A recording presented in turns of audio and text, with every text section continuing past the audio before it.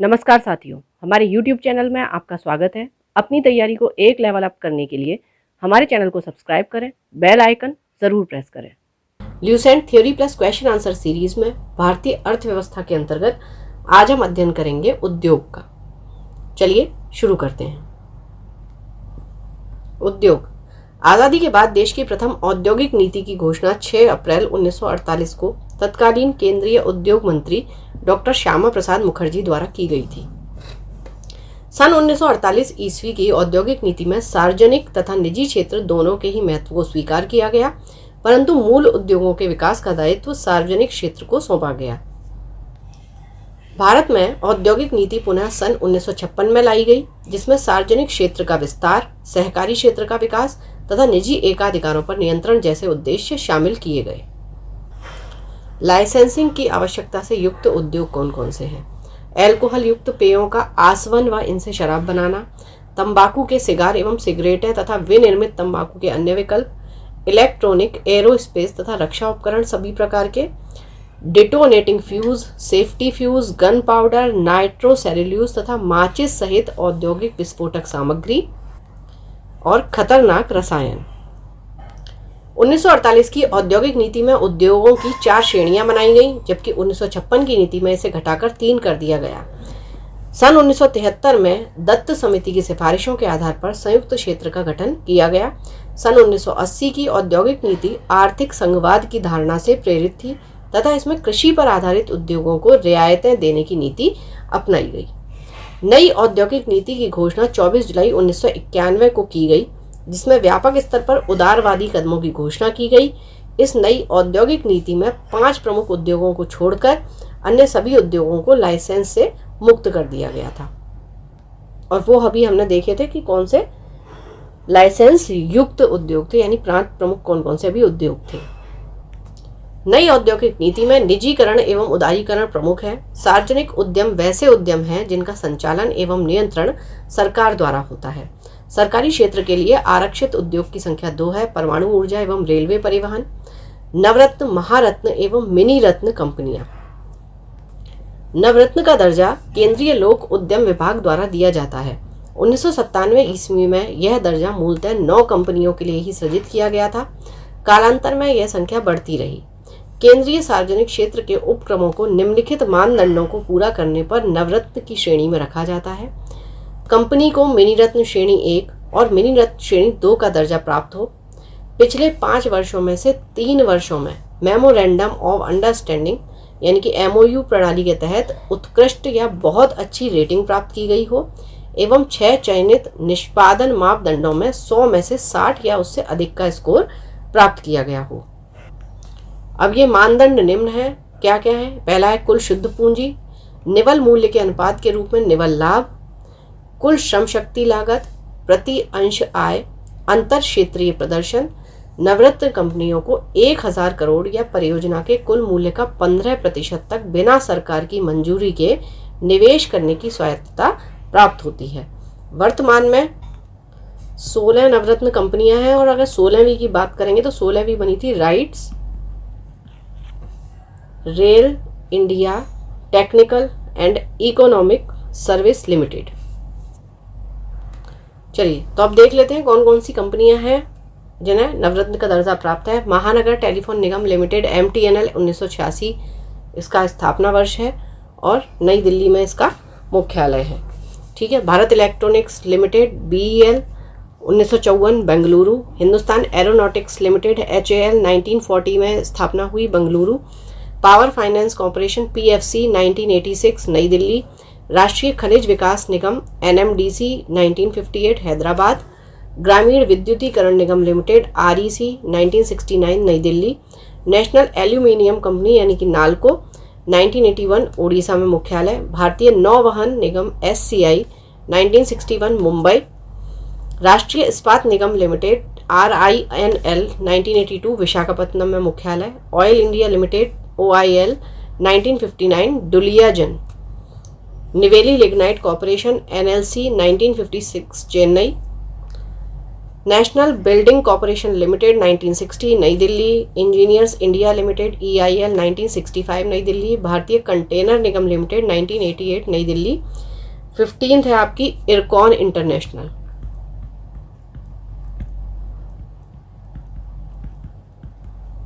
ठीक है, 1976 में इसकी स्थापना हुई और इसका मुख्यालय जो है वो भी नई दिल्ली में है, इरकॉन इंटरनेशनल का। ये 15 थी। 16 की हमने बात की। 16th आपकी थी राइट्स। 1974 में इसकी स्थापना हुई और राइट्स का जो हेड ऑफिस है, हेडक्वार्टर है, वो है इसका गुरुग्राम, हरियाणा। नेक्स्ट है महारत्न कंपनी। 21 दिसंबर 2009 को केंद्रीय मंत्रिमंडल ने सार्वजनिक क्षेत्र की कंपनियों के लिए महारत्न दर्जे के सृजन का निर्णय लिया। 2005 से 2010 को पहली बार 4 सार्वजनिक उपक्रमों यथा राष्ट्रीय ताप विद्युत निगम, तेल एवं प्राकृतिक गैस निगम यानी कि ONGC, भारतीय इस्पात प्राधिकरण लिमिटेड सेल एवं भारतीय तेल निगम IOC को यह दर्जा दिया गया। वर्तमान में 10 महारत्न कंपनियां हैं। केंद्रीय सार्वजनिक क्षेत्र के उपक्रमों को निम्नलिखित मापदंडों को पूरा करने पर महारत्न का दर्जा दिया जाता है। वह नवरत्न दर्जा प्राप्त हो, वह स्टॉक एक्सचेंज में सूचीबद्ध हो, विगत 3 वर्षों में इसका औसत कारोबार 25,000 करोड़ रुपए हो या इससे अधिक हो, विगत 3 वर्षों में इसका कर पश्च औसत लाभ 500 करोड़ रुपए हो या इससे अधिक रहा हो और विगत 3 वर्षों में इसका औसत रेट वर्थ 15,000 करोड़ रुपए या इससे अधिक हो। भारत की महारत्न कंपनियां स्थापना वर्ष, मुख्यालय राष्ट्रीय ताप विद्युत निगम NTPC 1975 नई दिल्ली, तेल एवं प्राकृतिक गैस ONGC 1956 देहरादून, भारतीय इस्पात प्राधिकरण सेल 1973 नई दिल्ली, भारतीय तेल निगम 1964 New Delhi, Coal India Limited 1975 Kolkata, Bharat heavy electricals limited भेल 1964 New Delhi, Gas Authority of India Limited GAIL 1984 New Delhi, Bharat petroleum corporation limited BPCL 1977 Mumbai, Hindustan petroleum corporation limited HPCL 1974 Mumbai, power grid corporation of India limited PGCIL 1989 नई दिल्ली। तो अभी अगर हम बात करेंगे महारत्न कंपनियों की, तो इस समय पे 13 महारत्न कंपनियां हैं, 3 और हैं, इसमें 10 के नाम हैं। ठीक है, एक है आपका ग्रामीण विद्युतीकरण निगम,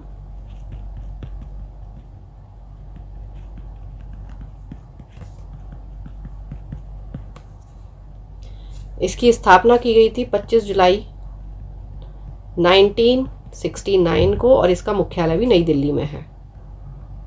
ठीक है, ये है आपकी 11वीं महारत्न कंपनी। नेक्स्ट है आपका स्टील अथॉरिटी ऑफ इंडिया।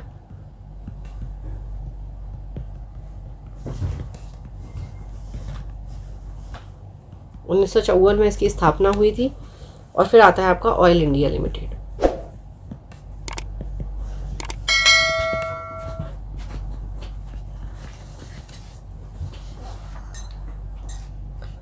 ठीक है, 1959। चलिए, 24 जनवरी 1976 को ब्रह्मशेर को भारत सरकार ने अधिग्रहण कर भारत रिफाइनरी लिमिटेड बनाया। 1 अगस्त 1977 को भारत रिफाइनरी लिमिटेड का नाम भारत पेट्रोलियम कॉरपोरेशन लिमिटेड कर दिया गया। सितंबर 2017 में इसे महारत्न का दर्जा दिया गया। मिनी रत्न। मिनी रत्न योजना का प्रारंभ अक्टूबर 1997 को किया गया था। इसमें 2 वर्ग हैं, मिनी रत्न 1 और मिनी रत्न 2।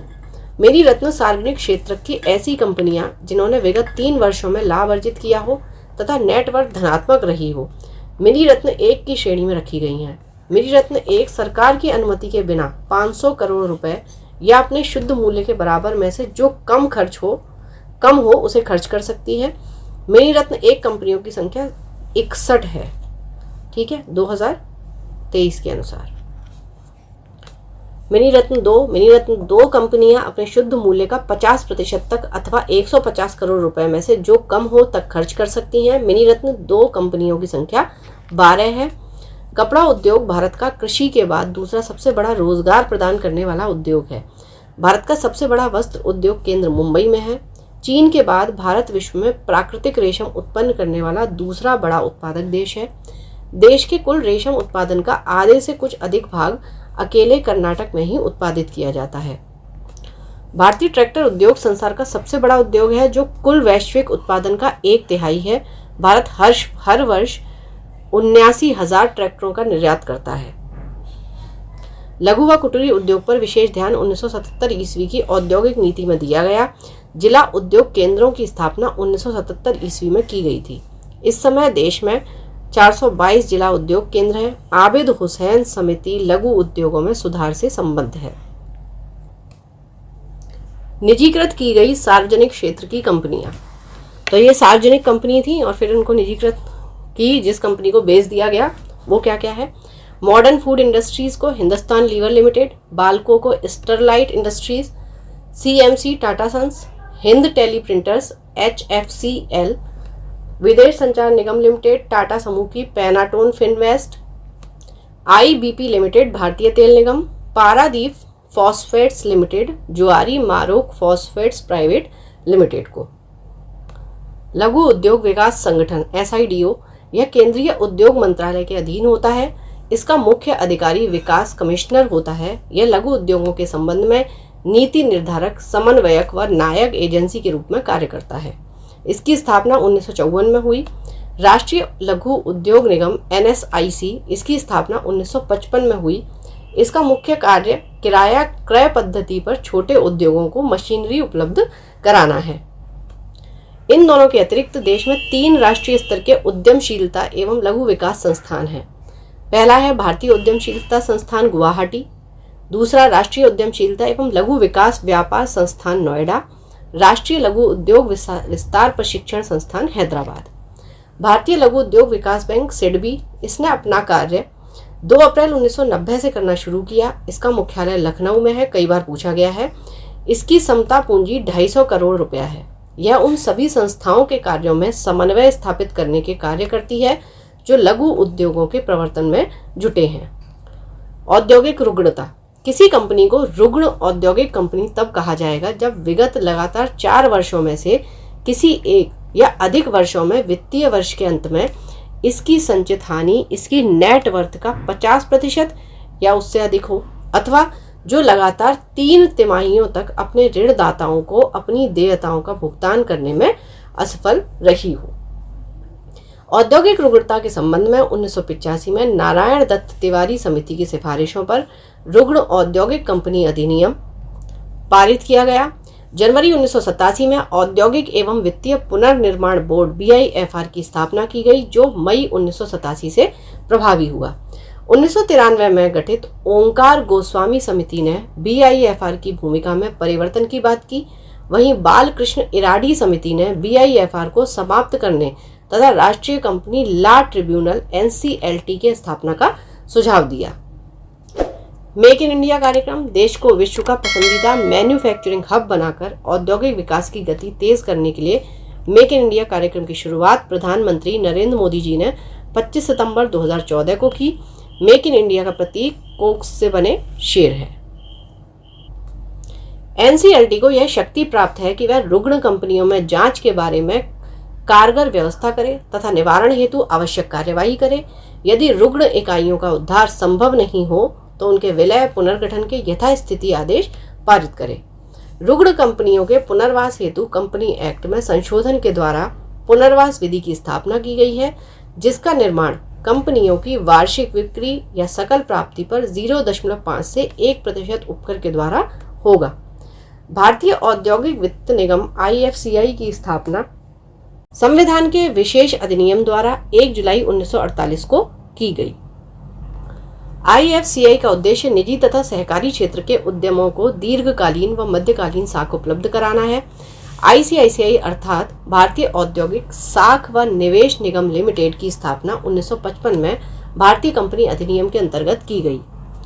ICICI का कार्य निजी क्षेत्र में स्थापित होने वाले उद्यमों की स्थापना, विकास तथा आधुनिकीकरण में सहायता करना है।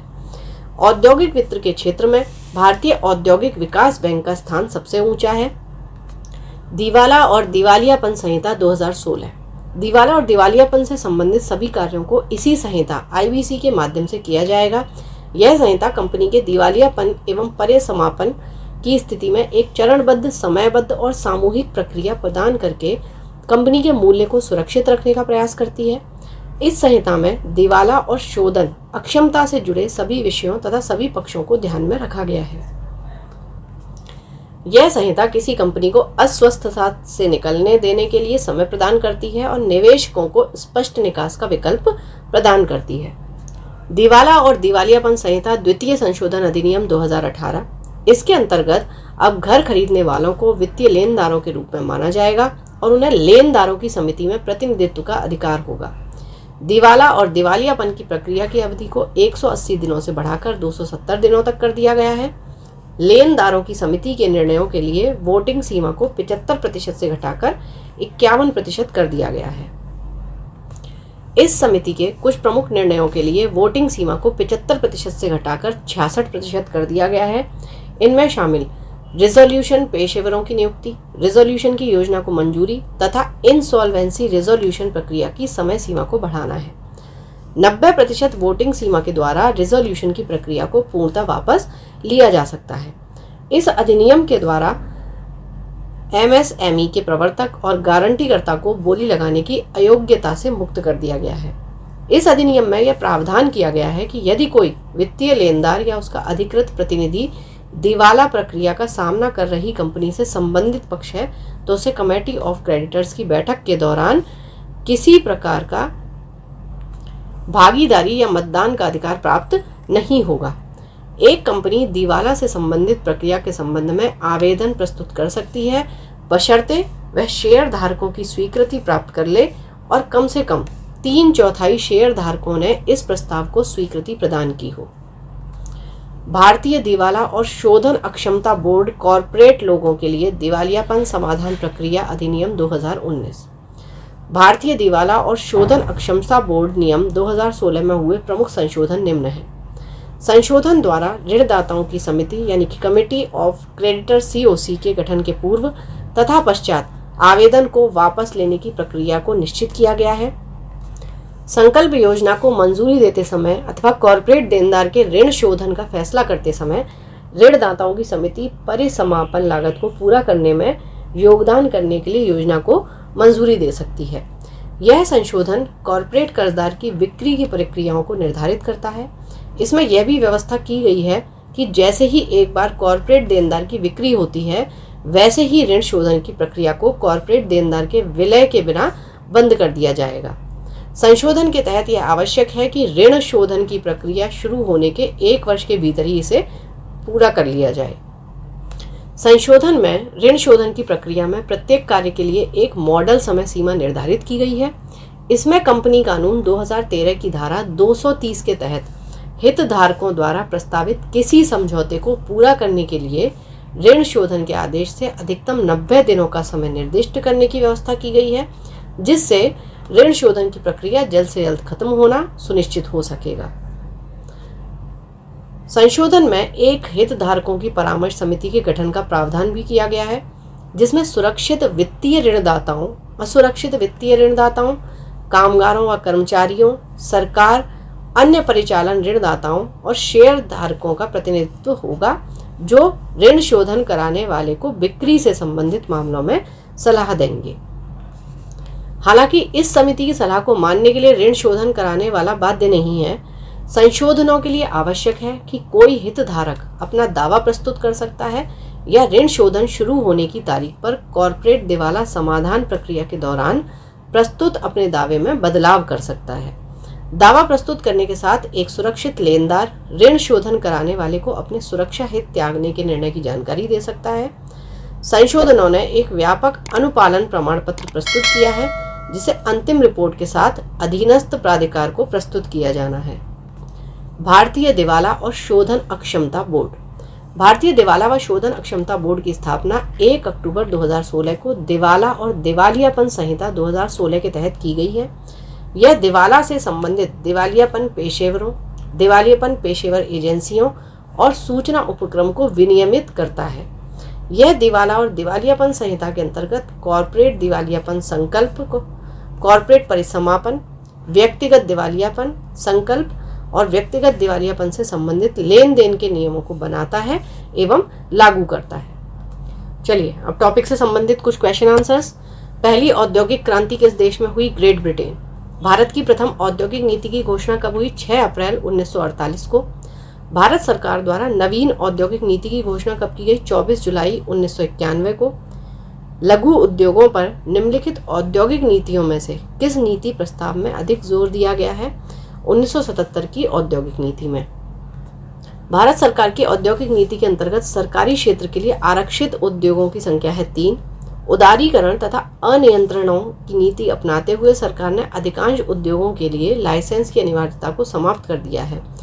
वर्तमान नीति में कितने उद्योगों के लिए औद्योगिक लाइसेंस अनिवार्य हैं? 5। किस उद्योग को लाइसेंस की अनिवार्यता से मुक्त कर दिया गया है? तो ये सारे ही हैं, मोटर कार उद्योग, air conditioning, fridge, washing machine आदि से संबंधित, कुछ विशेष प्रकार के चमड़ा उद्योग, ये सारे हैं जिन्हें मुक्त कर दिया गया है। सार्वजनिक क्षेत्र के कितने उपक्रम नवरत्नों की श्रेणी में है? 16। सार्वजनिक क्षेत्र से तात्पर्य है वाणिज्य एवं व्यापार पर सरकार का नियंत्रण। निम्नलिखित में से सार्वजनिक क्षेत्र में कौन सा है? भारतीय उर्वरक निगम, भारतीय कपास निगम, भारतीय खाद्य निगम, भारतीय जूट निगम, ये सारे ही हैं, 1, 2, 3, 4। निम्नलिखित में से कौन सार्वजनिक क्षेत्र का उपक्रम नहीं है? टिस्को। सार्वजनिक क्षेत्र के उद्योगों में अनिवेश का दौर कब से प्रारंभ हुआ? 1991-92 से। निम्नलिखित में से कौन सामान्यतया मूल उद्योग की श्रेणी में नहीं आता है? तो यह है लघु वाहन उद्योग। किस उद्योग में निवेश के लिए लाइसेंस प्राप्त करना आवश्यक है? सिगरेट निर्माण उद्योग में। भारत में लघु उद्योग की परिभाषा किस पर आधारित है? किसी इकाई में संयंत्रों और यंत्रों के लिए निवेश के मान पर। भारत के कुल औद्योगिक निर्यातों में लघु उद्योगों का योगदान लगभग है 1/3। एक शीर्ष संस्था के रूप में लघु उद्योगों की निरंतर प्रगति के लिए लघु उद्योग विकास संगठन की स्थापना कब हुई? 1954 में। लघु उद्योग विकास संगठन द्वारा पंजीकृत लघु औद्योगिक इकाइयों की अखिल भारतीय गणना कितनी बार की जा चुकी है? 3 बार। निम्न में से लघु उद्योगों की क्या समस्याएं हैं? पूंजी का अभाव, कच्चे माल का अभाव, विपणन जानकारी का अभाव, ये सारी हैं। लघु एवं कुटीर उद्योग इसलिए महत्वपूर्ण है क्योंकि वे बहुतों को रोजगार प्रदान करते हैं। भारत में औद्योगिक वित्त का शिखर संगठन है IDBI। निम्नलिखित में कौन सी संस्था उद्योगों को दीर्घकालीन वित्त उपलब्ध कराती है? ये सारी हैं। औद्योगिक वित्त उपलब्ध कराने वाली निम्नलिखित संस्थाओं में सबसे पहले किसकी स्थापना हुई? तो वो हुई आपकी IFCI। तो IDBI हो गया आपका 1964 में, IFCI हो गया 1948, SIDBI हो गया 1990 और ICICI हो गया 1994। तो सबसे पहले हो गई 1948 में IFCI की स्थापना। औद्योगिक एवं वित्तीय विनिर्माण बोर्ड की स्थापना जनवरी 1992। भारतीय औद्योगिक वित्त निगम, इसकी स्थापना 1948, अभी हमने देखा। भारत में एक रुग्ण औद्योगिक इकाई वह है जिसको वर्तमान वर्ष में तथा पिछले 5 वित्तीय वर्षों में हानि उठानी पड़ रही है। निम्नलिखित में से कौन सा बैंक मुख्यतः लघु उद्योगों के संबंध में काम करता है? तो SIDBI, small industries development bank of India. लघु उद्योग के लिए संयंत्र एवं मशीनरी में निवेश की ऊपरी या उच्चतम सीमा वर्तमान में कितनी निर्धारित की गई है? तो देखिए वर्तमान में ये 5 करोड़ है। ठीक है, 25 लाख से 5 करोड़ है, यानी 25 लाख रुपए से ज्यादा हो, और मैक्सिमम जो हो वो 5 करोड़ हो, यानी उच्चतम जो है वो 5 करोड़ है। ठीक है, निम्नतम बात करेंगे तो वो 25 लाख है। भारत में विनिवेश आयोग की स्थापना की गई थी अगस्त 1996 में। केंद्र सरकार द्वारा गठित विनिवेश आयोग ने सार्वजनिक क्षेत्र की किस कंपनी के 100% शेयर बेचने की संस्तुति की थी? Modern food industries. राष्ट्रीय नवीनीकरण कोष की स्थापना किस उद्देश्य से की गई थी? उद्योगों के आधुनिकीकरण के पश्चात विस्थापित श्रमिकों के पुनर्स्थापना हेतु। भारत में नए औद्योगिक उत्पादन सूचकांक का आधार वर्ष क्या है? ठीक है, अच्छा देखिए वर्तमान में अगर इस सूचकांक की बात करेंगे तो आधार वर्ष 2011-12 है। ज्यादातर आधार वर्ष अभी 2011-12 चल रहा है, तो अगर आपको किसी का नहीं पता है तो आप 2011-12 लगाकर आ सकते हैं। ठीक है, विनिर्माण क्षेत्र के कुल उत्पादन में लघु उद्योगों का अंश कितना है? अच्छा इसमें देखिए आंसर दिया लगभग वो 40% ही है। ठीक है, तो इसमें 45% दिया हुआ है, तो आप ये लगा सकते हैं। वर्तमान में औद्योगिक श्रमिकों के लिए उपभोक्ता कीमत सूचकांक का आधार वर्ष है, तो देखिए 2001 के बाद बात करेंगे तो अभी ये 2016 है। ठीक है, औद्योगिक श्रमिकों के लिए उपभोक्ता कीमत सूचकांक या उपभोक्ता मूल्य सूचकांक का आधार वर्ष। औद्योगिक उत्पादन सूचकांक में सर्वाधिक भार किस क्षेत्र का है? विनिर्माण। योजना में कोर सेक्टर का तात्पर्य है चयनित आधारभूत उद्योग। औद्योगिक रूप से पिछड़े राज्यों में शामिल हैं आपका एक तो उड़ीसा हो गया और मध्य प्रदेश हो गया। चलिए मिलान कर लेते हैं कि ये कब कब स्थापना हुई है। तो भारतीय औद्योगिक ऋण एवं निवेश निगम 1955 में, भारतीय औद्योगिक विकास बैंक 1964, भारतीय औद्योगिक पुनर्निर्माण बैंक 1971 में और भारतीय लघु विकास बैंक 1990। ठीक है। भारतीय औद्योगिक विकास बैंक की स्थापना भारतीय रिजर्व बैंक के पूर्ण स्वामित्व वाली एक संस्था के रूप में की गई थी। किस वर्ष इसे भारतीय रिजर्व बैंक से मुक्त कराकर भारत सरकार ने अपने हाथों में ले लिया? तो ये 1976 में। अप्रैल 1990 में आईडीबीआई के सहायक के रूप में निम्नलिखित में से किसकी स्थापना की गई? भारतीय लघु उद्योग विकास बैंक यानी कि सिडबी की। कुछ समय पहले भारत सरकार ने व्हाइट गुड्स उद्योग को लाइसेंस मुक्त करने का निर्णय लिया है। व्हाइट गुड्स में क्या सम्मिलित है? प्रदर्शन उपभोग के लिए खरीदी गई वस्तुएं। लिमिटेड कंपनी से क्या अभिप्राय है? जिसमें शेयर होल्डरों का दायित्व उनकी चुकता पूंजी को सीमा तक सीमित हो, उसे लिमिटेड कंपनी कहते हैं। सूर्योदय उद्योग यानी कि सनराइज इंडस्ट्री से क्या तात्पर्य है? कंप्यूटर, दूरसंचार तथा माइक्रो इलेक्ट्रॉनिक्स उद्योग जो है ये सनराइज इंडस्ट्री है। निम्नलिखित में से कौन सा फुटलूज उद्योग यानी फुटलूज इंडस्ट्री का एक उदाहरण है? तो ये है आपका सॉफ्टवेयर। निवेश की दृष्टि से भारतीय अर्थव्यवस्था का निम्नलिखित में से सबसे बड़ा उद्योग कौन सा है? लौह इस्पात। राउरकेला इस्पात संयंत्र की स्थापना हुई जर्मनी के सहयोग से। बोकारो स्टील प्लांट किस देश के सहयोग से स्थापित हुआ? रूस। दुर्गापुर इस्पात संयंत्र किसके सहयोग से स्थापित किया गया? Great Britain. Steel Authority of India SAIL की स्थापना हुई 1974 में।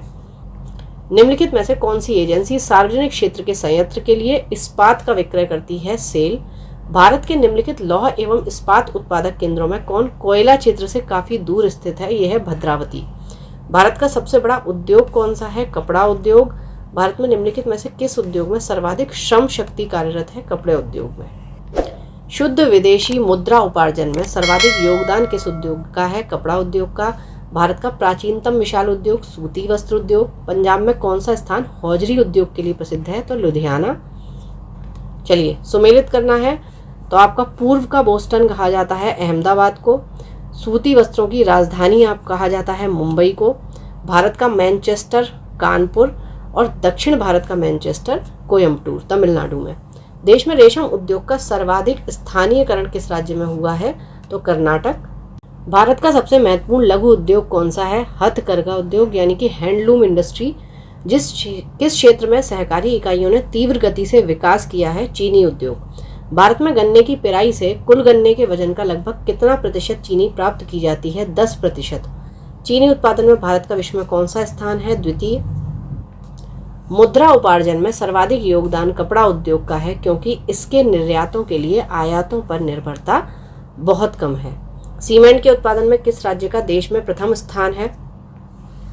आंध्र प्रदेश। देश में चीनी मिलों की सर्वाधिक संख्या किस राज्य में है? महाराष्ट्र। भारत के किस उद्योग में सर्वाधिक संख्या में महिलाएं कार्यरत हैं? तो चाय उद्योग में।